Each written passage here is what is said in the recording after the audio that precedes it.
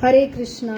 तो हम यहाँ पे चर्चा कर रहे थे जो साइंटिफिक बेस है एकादशी के लिए, तो इसलिए जंक डीएनए का रोल बहुत ही आता है कि उससे एकादशी और ये हेल्थ जो हमारी जो आयु है उससे बढ़ती है, इसलिए ये बहुत बड़ा साइंटिफिक रीजन है व्रत के लिए। तो जितना हो सके तो शाकाहारी लोगों के लिए एटलीस्ट जो है महीने के 2 दिन हर 15 दिन में जो आता है तो वो अगर फास्ट करे तो उसका लाभ होता है आयु बढ़ाने के लिए। और दूसरे जो हम देखें कि व्रत के बाद सबसे जरूरी है कि हम तप करते हैं, उसके बाद हम दान देते हैं। तो ये सारी प्रक्रिया ही बहुत ही साइंटिफिक है। तो यहाँ पे हम आज की जो पाप मोचन एकादशी है, पाप मोचन एकादशी के लिए जो पाप, ये परिभाषा समझेंगे तभी पाप से मुक्ति क्या होती है वो समझ में आएंगी।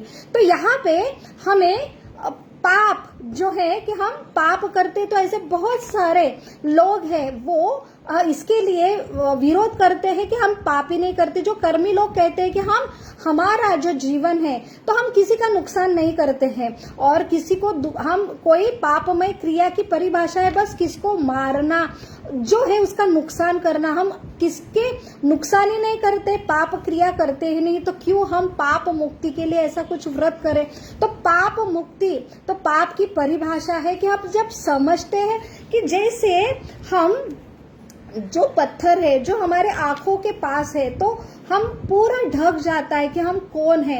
ये सृष्टि में हम सिर्फ ऐसा समझते हैं कि हम ही प्रोप्राइटर है, तो लेकिन ये शास्त्र हमें प्रमाण देते हैं जो पूरा एक विहालोकन देते हैं और हमारी और सृष्टि की पहचान देते हैं।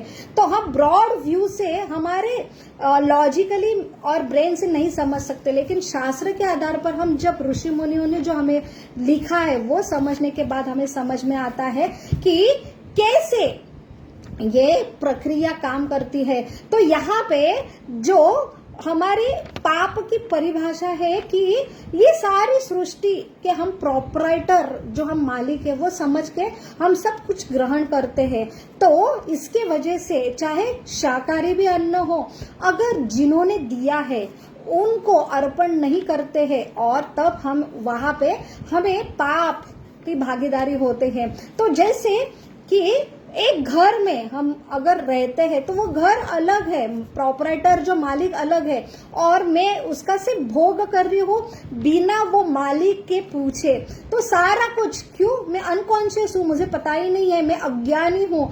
लेकिन अज्ञानी होने के बावजूद भी हमें ये यूज कर रही हूँ जो मालिक में नहीं हूँ, लेकिन मालिक बन के मैं रह रही हूँ और सारा जो है कि उपभोग कर रही हूँ। तो अल्टीमेटली मैं क्या हूँ कि एक पाप की मैं एक क्राइम कर रही हूँ और इसलिए मैं शिक्षा लेने के लिए पात्र होती हूँ। तो ये अगर हम अनकॉन्शियस है, जैसे ट्रेन है, ट्रेन के नियम है रेलवे में, हम अगर जाते हैं, छोटा बच्चा अपने आप चला जाता है या कोई जो अनपढ़ है उसके बारे में कोई रूल्स रेगुलेशन मालूम नहीं है, लेकिन ट्रेन में घुसने के बाद अगर वो टीसी को बोलता है कि मुझे मालूम ही नहीं थे ऐसे ऐसे रूल्स है, तो वहां पे ये उसका एक्सक्यूज नहीं है। तो वैसे ही नियम मालूम नहीं है तो वे प्रोपराइटर कौन है और मैं इस्तेमाल कर रही हूँ। जैसे शरीर है तो शरीर और हम अलग है, तो शरीर ये प्रकृति द्वारा मिलता है, तो शरीर को चलाने के लिए जैसे बोला जाता है पापी पेट का सवाल है, तो उसके लिए हम जो कुछ हमें लगता है मेहनत करते पैसे कमाते उससे अन्न आता है और हम शरीर चलाते हैं। लेकिन ये शरीर चलाने के लिए जो अन्न आता है, जो रॉ मटेरियल है, मिट्टी है, ऑक्सीजन है, पानी है, उसके प्रोपराइटर तो कोई अलग है। तो वो और ये बॉडी, ये दोनों भी चीज के मालिक हम नहीं है और हम मालिक ना रहते हुए भी हम उसका इस्तेमाल कर रहे हैं। तो ये क्या होता है, एक पाप की परिभाषा ही बोली जाती है।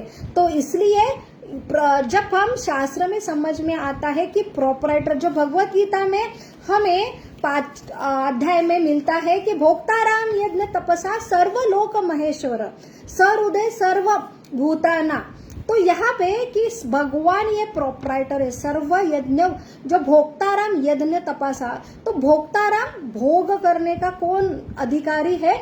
जो प्रोप्राइटर है। तो प्रोप्राइटर हम नहीं है, लेकिन फिर भी हम प्रोप्राइटर समझ के उसका भोग कर रहे हैं, तो अल्टीमेटली हम पापी कहलाते हैं। तो हम चाहे रास्ते में चलते हैं या हम जीवन अपने आप जो जीवन चलाने के लिए, तो अपने आप ये शाकाहारी भोजन भी पकाते समय इतने सारे जीव जंतु हमारे पेट के लिए हम मारना पड़ता है, तो उसका भी पाप जो है वो हमें लगता है। तो ऐसे अनगिनत पापे हर क्षण में हमारे अनकॉन्शियसली हो रहा है, लेकिन फिर भी हम पाप कर रहे हैं।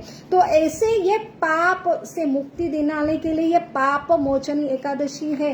तो यहाँ पे ये एकादशी का सबसे बड़ा फल है कि हम अनायास ये प्रकृति के जो नियम में बंधे हुए हैं, तो उनको मुक्ति दिलाने के लिए ये सारा प्रयोजन है, ये व्रत का प्रयोजन है।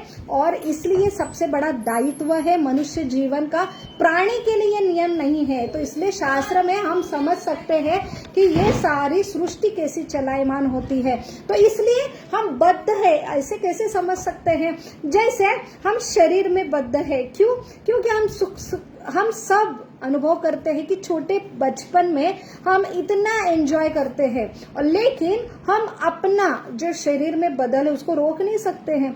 फिर एडल्ट होते हैं, फिर रिस्पॉन्सिबिलिटी आती है, और जैसे जैसे हम बड़े होते तो बुढ़ापे के अपने आप हमें वो प्रोसेस के अंदर जाना ही पड़ता है, और उसके बाद मृत्यु को। और ये सारे प्रक्रिया में हम जीवन भर इतने प्रयास कर रहे हैं, तो अनायास कि हम ना चाहते हुए भी हमें किसी के ऊपर क्रोध आता है, ना चाहते हुए भी हमें ऐसा घटना हो जाती है कि सामने वाला भी गुस्सा करता है, हम भी गुस्से करते हैं, हमारे रिलेशन खराब होते हैं। बाद में पश्चाताप करने के बाद हमें समझ में आता है अरे मुझे तो ऐसा कुछ झगड़ा करना ही नहीं था। लेकिन अनायास ये क्रोध में ये आवेश है, अलग अलग वाच्य के आवेश है, जो उधर के वेग है, तो अलग अलग वेग से ये शरीर के वेग, जो बाह्य शक्ति के वेग का अनायास में शिकार होता हूँ, और अनायास कर्म के बंधन में अटक जाता हूँ। जैसे हम खुद समझ सकते हैं जो दो सगे भाई हैं, तो ये सारे चीज प्रकृति के नियम से होते हैं कि हम कितना भी हमारे हाथ से प्रयास करें, फिर भी हमारे हाथ में हमारा भविष्य नहीं रहता। सब एक साथ स्टूडेंट एग्जाम में बैठते, एक साथ पढ़ाई करते, एक ही जो मेहनत लेते हैं, फिर भी रिजल्ट अलग अलग होता है। तो ये अलग अलग जो रिजल्ट आता है उसका ही एक प्रमाण है कि ऐसे प्रकृति के नियम है प्रारब्ध के रूप में। और अनायास हम ऐसे, आज हम अच्छे हैं, कल हम कौन से शरीर के बीमारी के शिकार होंगे, या हमारी आयु कितनी है ये हमें पता नहीं है। तो हम साइंस में कितने भी प्रगत है, फिर भी हम ये जो अनायास जो चीज हो रही है जिसे बद्ध जीव कहलाता है, क्योंकि हम बंधे हैं प्रकृति के नियम में। तो इसलिए डिसिप्लिन है कि हम ना चाहते हैं कि हमें कोई नहीं नियम, क्यों? हमको खाना है, हमारा पेट है, हमारा शरीर है। तो ऐसा भी बोला जाता है कि यदि भगवान पिता है तो ऐसे पुत्र को क्यों ऐसा अन्याय करने को बोलते कि व्रत करो, शरीर को तकलीफ दो, तो ऐसे कैसे भगवान हैं? तो ऐसा भी आरोप किया जाता है। लेकिन ये जो बंधन है, जो हमें व्रत दिया जाता है, ये पालन करो, वो करो, ये ना करो, तो ये चीज इसके लिए है कि हमें एक सबसे बड़ा फ्रीडम जो है कि हमारे जो जन्म मृत्यु के चक्कर में हम अटके हैं, अलग अलग 3 क्लेश से हम तप रहे हैं, अलग अलग प्रकृति में बदल हो रहे हैं, तो उसमें जो हम फंसे हुए हैं। तो एक छोटा बच्चा जो अभी ना समझ है, तो उसके लिए माता पिता, जैसे एक बच्चा खेलने के लिए, पतंग उड़ाने के लिए टेरिस पे जाता है, तो वहां पे माता पिता निगरानी देते और बॉर्डर बना के देते कि बेटा इसके जो बॉर्डर को क्रॉस मत करो, एक लिमिटेशन है, खेलो लेकिन लिमिटेड खेलो, उसमें एक प्रक्रिया है, ये करो ये ना करो। तो क्योंकि आप अगर आप कोई नियम नहीं पालन करेंगे और आप मस्ती, ये तो अपना जो है कि आनंद देना, माता पिता आनंद ही देना चाहते, कुछ नियम देते हैं कि पतंग उड़ाते समय अगर उसने टेरिस की बाउंड्री क्रॉस की है तो बड़ा एक्सीडेंट होगा, वो उसके हाथ पैर टूट जाएंगे और जीवित हानि होंगी। तो इसलिए ये शॉर्ट टर्म्स नियम है बड़ा, कि बड़ा होके फिर बड़ा आपको फ्रीडम मिलेगा, फिर आप जो चाहे, क्योंकि आपको समझ में आएगा कि ये करना है, ये सही है, दूर दृष्टि आएंगी और इससे हानि क्या लाभ का होगा, तब परिपक्व होंगे। वैसे ही हमारे शास्त्र, ये माता पिता है तो हमें एक नियम दिया जाता है, ये करो ये ना करो। तो ये इसलिए है कि हमारी जो सबसे बड़ा है कि हमें एक सबसे बड़ा फ्रीडम देना चाहते हैं और वो फ्रीडम प्राप्त करने के लिए कुछ डिसिप्लिन नियम दिए जाते हैं और वो शुद्धिकरण की विधि है। और ये शुद्धिकरण की विधि से हम कॉन्शियस होते हैं और हम समझ सकते हैं कि हम बद्ध है। तो शुद्धिकरण ही नहीं होगा तो हम बद्ध है ये रियलाइज भी नहीं करेंगे। और जो रियलाइज नहीं करते हैं कि हम बंधे हुए हैं, पाप में है, तो वो हमें अनायास हम उसके लिए एक श्रद्धा विश्वास का पालन ना करते हुए हम उसको अश्रद्धा के रूप में जो है कि हम अंधश्रद्धा का नाम देके उससे पालन नहीं करेंगे। इसलिए सबसे जरूरी है कि हमारी जो संस्कृति है, हमारे जो ग्रंथ है, तो वहां पे ये हमें जो माता पिता के रूप में ये हमें सारे संस्कार दिए हैं, तो वो एक शुद्धिकरण के और हमारी प्रगति के लिए दिए हैं। तो आज की पाप मोचन एकादशी का जो कथा आती है वो सुनना भी बहुत ही जरूरी है, क्योंकि ये इससे हम समझ सकते हैं अपने इंद्रिय शुद्ध, बुद्धि शुद्ध होके हमें ऐसा बताया जाता है कि शुद्ध आहार हम ग्रहण करते तो हमारी जो मेमोरी सेल्स है वो एक्टिवेट होती है और ऐसा ज्ञान ग्रहण करने में समक्ष होती है। वैसे ही हमारे जो बुद्धि है, ऐसी कथा हम वो नहीं सुनेंगे तो अलग अलग फिल्म स्टार की कथा सुनेंगे। तो उसमें और इसमें ये अंतर है कि यहाँ पे जो सेल्स है, न्यूरॉन्स है, वो एक्टिवेट होंगे और ऐसा हायर नॉलेज हमें समझने के लिए हम क्या होंगे, हम वो हमारी जो कंडीशन है हम एक्टिवेट होंगे और वो क्षमता हमें प्राप्त होंगी। तो यहाँ पे हमें ऐसी कथा मिलती है जो युधिष्ठिर महाराज भगवान से पूछते कि जो चैत्र मास में जो कृष्ण पक्ष में आने वाली जो एकादशी, उसका नाम पाप मोचन एकादशी, उसका क्या महत्व है।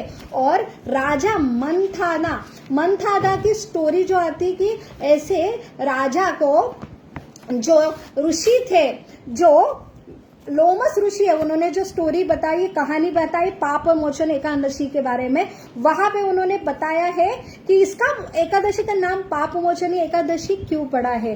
तो वहां पे एक जो यहाँ पे वर्णन आता है गंधर्व और ऐसे ऐसे अप्सरा का जो वर्णन आता है। तो यहाँ पे एक दिन बहुत ही जो ऐसा प्रदेश था, वहां पे ये सारे गंधर्व और स्वयं जो स्वर्ग के राजा है, इंद्र है, वो अपने सारे गंधर्व के अप्सर के साथ यहाँ पे जो है एंजॉय करने के लिए आए। तो एंजॉय करना ये धर्म है।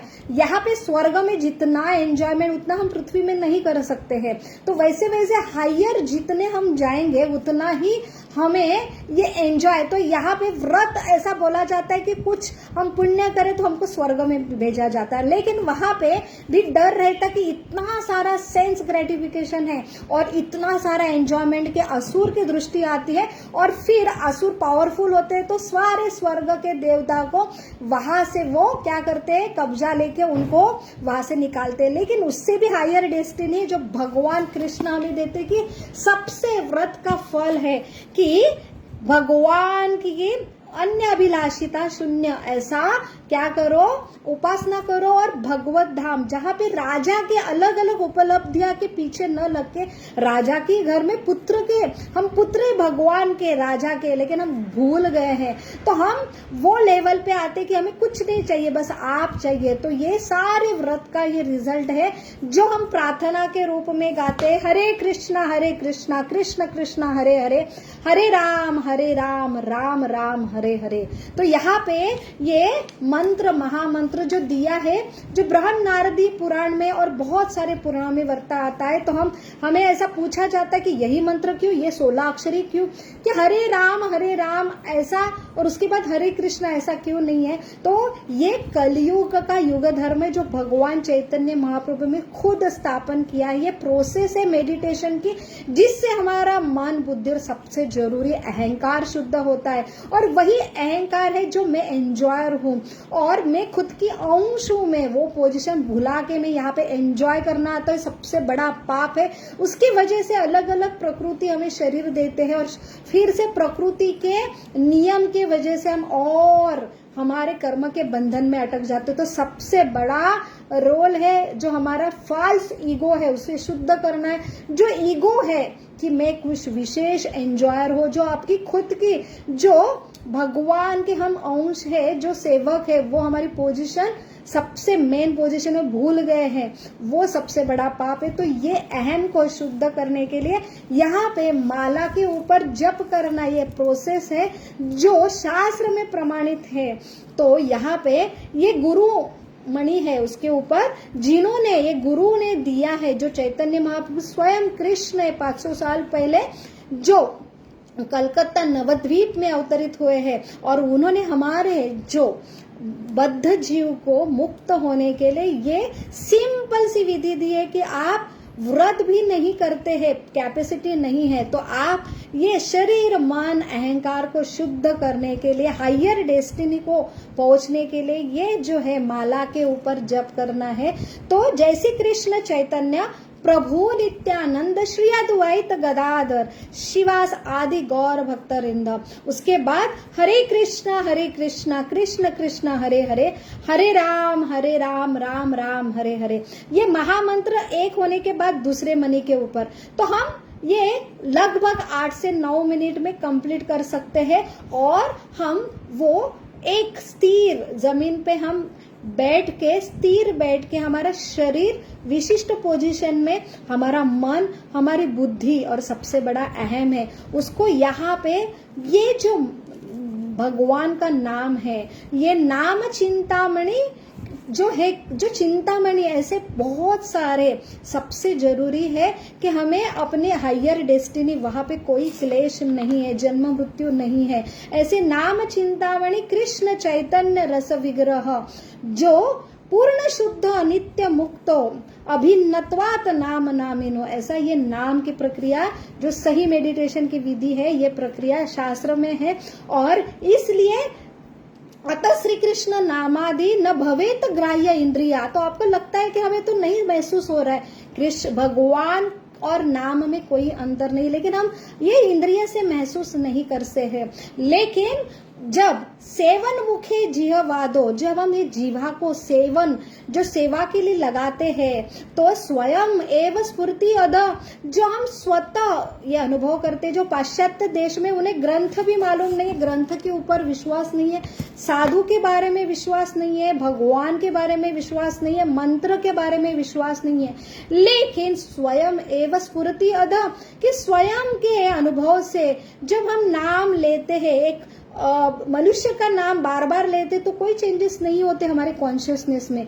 वही ये प्रमाणित नाम, जो 16 अक्षरी नाम लेके जो संख्या पूर्वक नाम और नियमित रूप से लेते हैं, तो हमारे अंदर प्रक्रिया में हमें समझ में आते हैं कि हमारे सब कॉन्शियस लेवल, जो मन है कॉन्शियस लेवल है, लेकिन सटल बहुत सारे अंदर जो कॉन्शियसनेस है वो जागृत होके हम अलग ही खुद को समझ सकते हैं कि हम ये ज्ञान समझने के लिए क्या हो रहे, सक्षम हो रहे, हमें अनुभूति आती है और ये शरीर हल्का होता है और हमें सही में हमारे खुद में बदल होता है और हमारे जीवन में परिवर्तन होता है, जो नव उत्साह, नव धन्य होता है। और ये शास्त्र समझना बहुत ही आसान होता है और ऐसी ये विधि सबसे बड़ी विधि है। तो यहाँ पे हम चर्चा कर रहे हैं आज की पाप मोचनी एकादशी का व्रत की स्टोरी है। तो यहाँ पे जो अप्सरा लेके, सारे गंधर्व लेके ये इंद्र निकल पड़े हैं, ऐसे ये यहाँ पे एंजॉय करने के लिए। तो हम सारे एंजॉय, हमको पूर्ण एंजॉय चाहिए, इसलिए छोटे छोटे व्रत करना है। ये छोटे छोटे प्रमाण जो हमें दिया यज्ञ तप विधि, तो ऐसा ये एंजॉय करते समय वहां पे वो पहुंचे। ऐसे ये मेधावी ऋषि है, तो ये च्यवन आश्रम था, च्यवन ऋषि का आश्रम है। च्यवन ऋषि के जो पुत्र है मेधावी ऋषि, यहाँ पे तप कर रहे हैं और ऋषि बहुत ही संयमित होते हैं। तो ये ऋषिकेन ऋषिकेश, तो ऋषिकेश का अर्थ है भगवान। जो गो स्वामी है, भगवान ये इंद्रिय के स्वामी है। तो हम कितना देखते हैं कि अनायास ये इंद्रिय हम बहुत संयमित करते, ये नहीं खाना है बारिश के दिनों में, और फिर भी हम खा लेते और शरीर की बीमारी होती है। वैसे ही मांसाहारी का भी वही है कि जितना मांस खाते प्रोटीन के लिए, लेकिन हम किसी के ऊपर दया नहीं करते। सबकॉन्शियस लेवल में हम क्या होते हैं, निगुण होते हैं, किसी के बारे में हम सेंसिटिव नहीं होते। इसलिए शरीर के भी अंदर जो अंदर मन जो सबकॉन्शियल अहम है, उसको प्यूरिफाई करने के लिए सारे प्रोसेस है। इसलिए हमारी इंद्रिय हम देखते कंट्रोल नहीं है, लेकिन बड़े बड़े साधु के इंद्रिय संयमित होते हैं और बड़े ही वो सतर्क रहते हैं, ध्यान कर सकते हैं। तो ऐसे ये इंद्रिय संयमित साधु जो है, मेधावी साधु जो तपस्या कर रहे हैं, और वहां पे एक जो अप्सरा, उसका जो नाम है मंजू घोष अप्सरा, वो प्रयास कर रही है कि चैलेंज ले रही है कि ये मेधावी ऋषि को मैं उनकी तपस्या भंग करूंगी। और यहाँ पे स्वयं जो है स्वर्ग में रहने वाले जो कामदेव, उसको भी उसे याद आता है कि कैसे मैंने भी प्रयास किया था। भगवान शिव जो सती के दहन के बाद जो वैराग्य में चले गए थे, तप कर रहे थे, और मैंने उनको जो उनका तप जो भंग करने के लिए मैंने प्रयास करा, तो मेरा क्या हाल हुआ था। और वहां पे वही प्रयास कर रही है ये मंजू घोष अप्सरा मेधावी ऋषि को, और वहां पे वो कामदेव उनको मदद कर रहे हैं। तो कामदेव सारा अपना प्रयास, अलग अलग काम बाण छोड़ रहे हैं मेधावी ऋषि के ऊपर, और फिर ये मेधावी ऋषि का तप भंग होता है। आंखें खोलते और इतनी सुंदर अप्सरा उसका सुंदर गायन से मोहित होते हैं और अपना जो तपस्या आश्रम छोड़ के उसके पीछे जाते। बहुत सारे साल हो जाते और फिर उसके बाद सारे लोग चले जाते स्वर्ग में, लेकिन यहाँ पे उसको अप्सरा को भी अभी रिटर्न होना है, लेकिन ऋषि परमिशन नहीं देते हैं। तो यहाँ पे वो बहुत साल उसको रोकते, उसके बाद उन्हें समझ में आता है कि मेरा पतन हो गया, मेरी सारी इतनी तपस्या भंग हो गई। और उसकी रीजन ये लेसन मिलता है कि ये वहां पे उनको शाप देती। तो मंजू घोष जो अप्सरा है उसे रिक्वेस्ट करती है मेधावी ऋषि को कि मुझे इसका कुछ उपाय बताए। तब वो बोलते ये पाप मोचन, जो चैत्र मास का पहला दिन है, पहली कृष्ण पक्ष की एकादशी है, तो वहां पे आपको ये व्रत करना है, तब आप ये सारे पाप से मुक्त होते हैं। और ये जो मेधावी ऋषि फिर से च्यवन जो आश्रम में च्यवन ऋषि के उसके पिता के पास आते हैं और उनको बोलते कि मेरे से इतना सारे पाप हुए, तो इससे मैं कैसे मुक्त हूँ। तब वहां पे मेधावी जो च्यवन ऋषि है वो उनको बताते हैं कि जो पाप मोचन एकादशी है उसका अगर आप पालन करेंगे तो ये सारे पाप से आप मुक्त होंगे। तो यहाँ पे वही हमें आज का लेसन मिलता है कि हम अनायास सारे पाप करते हैं, लेकिन ये सुनने के बाद हम कॉन्शियस रह के कम से कम भगवान का स्मरण करना चाहिए। और ये सारे जो यज्ञ दान तप विधि दिए हैं, कम से कम नियमित रूप से व्रत नहीं कर सकते, उपवास नहीं कर सकते हैं, लेकिन माला के ऊपर जो 16 अक्षरी नाम है महामंत्र हरे कृष्णा कृष्ण कृष्ण हरे हरे, हरे राम राम राम हरे हरे, जीवा को लगाना है भगवान के नाम के सेवा में। ये जीवा को लगाना है शाकाहारी शुद्ध आहार के लिए, जीवा को लगाना है भगवान के प्रसाद खाने में। तो अगर ये दो चीज हम जो है सेवन मुखी जिहवादो, तो यहाँ पे स्वयं एवं स्मृति, आपको स्वयं उसका अनुभव होगा कि आप कैसे प्यूरिफाइड हो रहे और आपका सबसे इंद्रिय कंट्रोल हो रहा है, मन कंट्रोल हो रहा है, और संयमित मन का जीवन कैसा है वो खुद आप अनुभव कर सकते हैं। तो यहाँ पे जो है सर्व उपाधि विनिर्मुक्त तत्परत्वेन निर्मलम ऋषिकेश सेवन भक्तिर उच्चते। ये हम आज लेसन समझता है कि ये इंद्रिया कंट्रोल करना बहुत ही दुष्कर है। और असंयमित जो इंद्रिय और मन है वो क्या है, शैतान होता है, हम खुद अनुभव करते हैं। तो अपने प्रयास से हम नहीं कर सकते और हमारा जीवन बहुत ही दुष्कर हो जाता है, हमारे लिए भी और सबके लिए भी। तो इसलिए सबसे सिंपल विधि है, हमें जीवन में शुद्धता, आनंद और स्फूर्ति लाने के लिए, इंद्रिय कंट्रोल करने के लिए सबसे आसान विधि है जो है एकादशी के दिन व्रत, नहीं तो कम से कम जो है महामंत्र का जप करना। हरे कृष्णा कृष्ण कृष्ण हरे हरे, हरे राम राम राम हरे हरे। धन्यवाद। हरे कृष्णा। आप सबको पाप मोचनी एकादशी की बहुत बहुत शुभकामना। हरे कृष्णा।